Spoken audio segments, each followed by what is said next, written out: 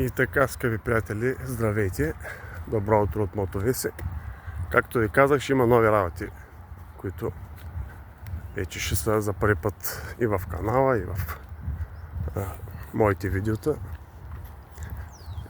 Вече няма само да правя ревюта, ами ще предоставям за вас информация и за това как съм стигнал до самите находки, колко километра съм минал, какво, що и така информация. Сега един приятел ме остави тук, съм в района на Бамберг. Понеже в момента нямам кола, пък там с скутерите няма как да дойда. И сега искам да си взема, като във Варна, повечето от вас знаят, едно Канго, което имах. Това ми ще ми върши работа, имах Ауди, имах BMW, не става. Вътре, като го сложиш мотопеда, или там, който се разливат, горива, работи, проблеми после. С приятелки, с хора, които возиш, и махна ги. С скутера няма как да стане надолу. Сега той ме остави тук на 500, колко имам още? Само секунда.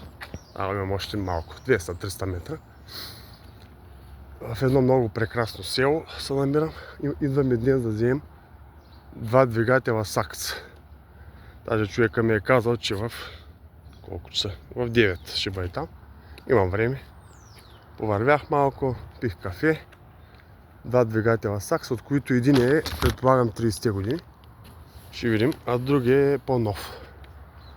И така, това е клипчето. После ще кача и снимки. Може да направи втори клип.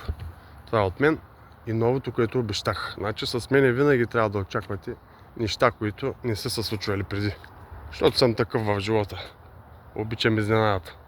До скоро, да видим дали ще успея да ги взема тия двигатели.